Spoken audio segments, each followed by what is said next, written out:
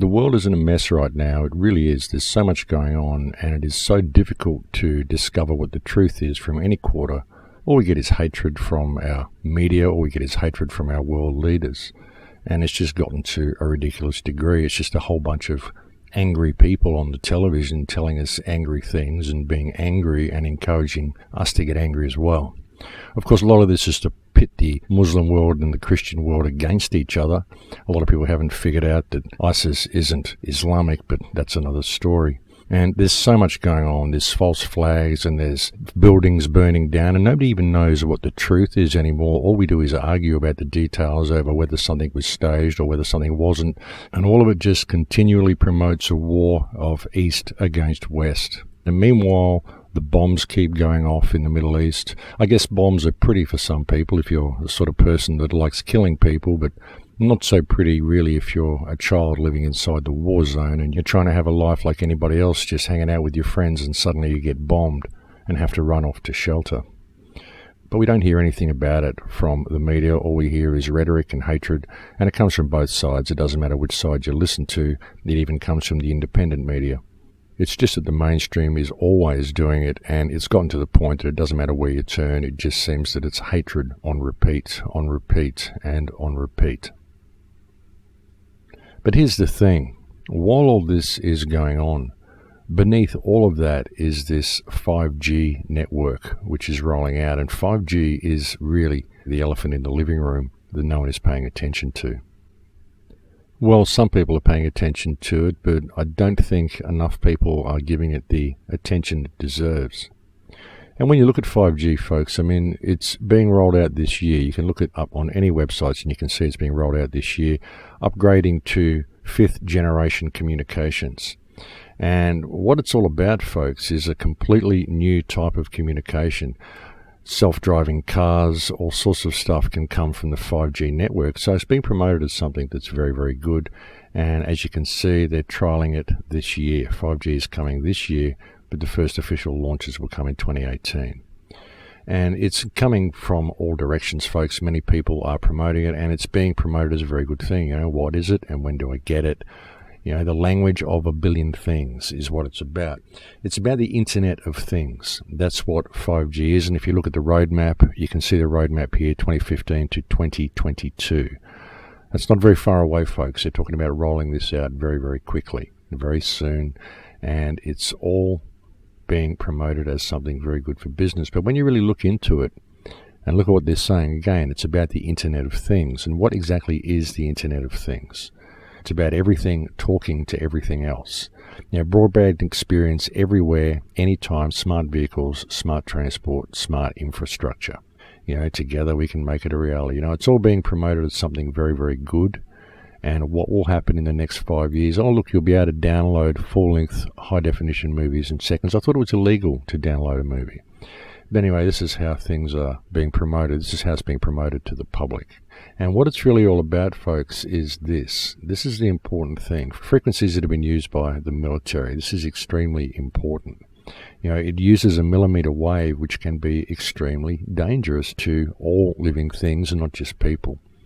You can look at the US non-lethal weapons program, and they talk about active denial systems. This is what 5G is all about.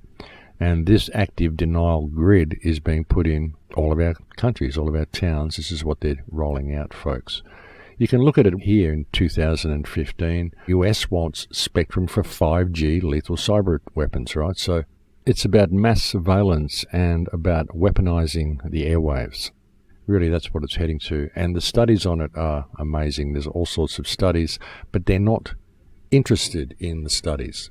That's the thing. This is being rolled out without any studies. They're doing it basically because there's a lot of money involved in rolling it out. Have a listen to what the head of the FCC has to say about 5G and what it's going to do. Turning innovators loose is far preferable to expecting committees and regulators to define the future. We won't wait for the standards. Verizon and AT&T tell us they'll begin deploying 5G trials in 2017, and the first commercial deployments they're talking about are expected in 2020. And we're not done. If something can be connected, it will be connected. Hundreds of billions of microchips connected in products from pill bottles to plant waterers. We must reject the notion that the 5G future will be the sole provenance of urban areas. The 5G revolution will touch all corners of our country. A lot more antenna siting decisions by local governments and tightened our shot clock for siting application reviews. America's local governments will play an important role in determining how we fulfill this national priority. You can be sure of only one thing. The biggest Internet of Things application has yet to be imagined. So when you think about all that, folks, that's not a very comforting scenario. It's really not. And when you look at the effects that this has on the immune system, on the heart, on all sorts of things, folks, effects on plant growth. I mean, forget about having organic food once you've got the 5G system installed, because it's going to change all of this food. It's going to change the cell structure of all of this food. Now, the Internet of Things is far more concerning than people might think at first glance, because it isn't just your fridge and your smart toaster and your smart television and your smartphone. It's also your computer, your microphone, your camera on your computer. It's also the surveillance system that we are all installing in our homes by getting these new computer systems.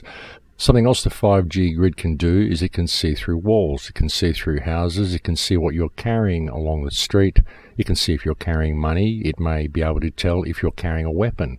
And if you are carrying a weapon, it can disable you with a millimeter wave, or it can even perhaps send a signal to a drone and have you targeted from the air. All of this is capable through the 5G system. It's also possible to take control of vehicles with computers in them. It's an all-encompassing system. And this is not just being used for communication. This is being used for surveillance and control. As the man said, no one has yet envisaged the possible applications for this technology. What this whole system is leading towards, folks, is complete digital control of everybody and a merging of human beings with AI. And when you look at Elon Musk and some of the stuff he's been putting out, he's saying that it is necessary for us to merge with AI. It's going to be the only way to save us against AI completely taking over. And he's saying this needs to be done through a neural net. And listen to this. So I think if we can effectively merge with AI by improving that the neural link between your cortex and your digital extension of yourself, which already, like I said, already exists, just has a bandwidth issue, and then effectively you become an AI human symbiote, and if that then is widespread with anyone who wants it can have it, then we solve the control problem as well. We don't have to worry about some sort of evil dictator AI, because kind of we are the AI collectively. It already exists, just has a bandwidth issue. A bandwidth issue. Pay close attention to what he said there. What he said was that this interface already exists. It's just that they have to improve the bandwidth. They have bandwidth problems. So how might these bandwidth problems be improved? Well, in my 2012 film Transformation, I suggested this is going to be done through neural dust, through smart dust, and they were probably spraying this from the skies already. Well, have a look at this. Implantable neural dust. Precise wireless recording of nerve activity. These are the interfaces that they're talking about. He's even talking about being able to inject a vaccine into people, which would put a nanomesh over people's brains. And it's very interesting, folks. This is what they're talking about, an interface, a cortex interface, which will link your cortex directly up with the AI grid. How would that be achieved? And what if everybody doesn't want to do it? That's the question, because the neural dust that they're spraying everywhere, the smart dust, and smart dust is very, very dangerous stuff, folks. It can spy on your brain. There's been a lot of reports and a lot of studies that have come out regarding smart dust. And when you really look at this, folks, it appears that this whole AI grid that Ray Kurzweil and Elon Musk and everybody is talking about is simply being implemented without the knowledge of the people. But anyway, this smart dust is extremely dangerous stuff, folks, and there's a lot of people talking about it. There's a lot of people talking about how 5G is going to be doing a lot of really bad things. A lot of people talking about Tom Wheeler's speech, and a lot of people attempting to alert people to what is happening with this 5G grid. As I said, the real problem is that it uses a millimeter wave, and the millimeter waves are very much related to military projects. You've just got to go and search this for yourself. You're going to find a lot of information about millimeter waves, about 5G, and about military projects. But something else which is very interesting about this, and looking at the division in the independent media at the moment, mainly through the Flat Earth movement. And I know I'm going to get a lot of flack from Flat Earthers for saying this, but hey, I get a lot of flack from them anyway. But one might question why one of the main things the Flat Earth movement is promoting is the concept that there are no satellites. Because when you look at the 5G network that is being rolled out, it relies heavily on satellite communication. When you look at what they're planning, folks, they're virtually putting a fence around the entire Earth, like a space fence around the entire Earth, which is going to be active and involved in the 5G network. And it's about integrating it all together, the integration of satellites and 5G networks. And there's a lot of talk of this, folks, the convergence of both satellite and terrestrial communication. And there's a lot of satellite companies that are putting a lot of effort into this. As I said, ESA is involved and Euroscom is involved. And Euroscom is a security agency, folks. These are involved in cyber security. That's what they're all about. So you've got to look at where all this is going. Like I said, this is a massive surveillance grid they're putting in place. But there's all sorts of people talking about the need for this and what an important role satellites are going to play in the 5G network.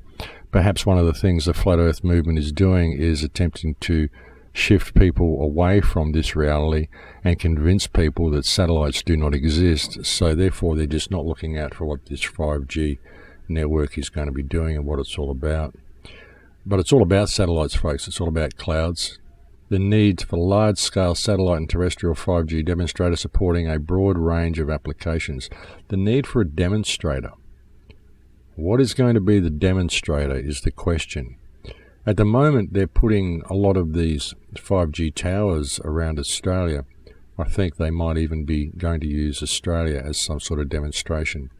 And all this is being sold to the world as something really sexy, folks. Transhumanism, it's where we want to go. Look at it, it's all promoted as being something good, something that's going to lead us forward, something that's going to prevent us dying, all sorts of stuff. Death is being presented as the enemy of transhumanism and all of this sort of stuff. But there's another really dark side to this as well. There really is. There's something that people aren't noticing, and that is the way we are gradually being led into this digital system. And you look at the Flat Earth movement, folks, and what it's done. All it's done is reduce people into a state of argument, and while they are arguing, this whole system is being rolled out underneath them. It's all being rolled out underneath everybody, and I'm beginning to believe that a lot of the reason a lot of this stuff happens, and a lot of the reason there are so many false flags, and they are made to look so obvious, and we're always fighting whether it was a false flag or it was a hoax or whether there were victims or whether there weren't. It's all irrelevant. It doesn't matter. And the problem is that while people are arguing, all this fighting and arguing about details of certain events and details of what shape the Earth is, all of it is distracting them from what is happening and what is being rolled out right beneath their feet. This 5G grid is being rolled out, and this whole machine society is coming online, and if people don't pay attention, if people continue to use their credit cards, if they continue to use their smartphones, in another 5 to 10 years from now, when all their cash is digitized, all their movements are tracked, all their thoughts are monitored, and everything they do is under surveillance, people are going to look up from their research and go, hang on a minute, how did I end up in this high-tech prison? And at that point, what can anyone do?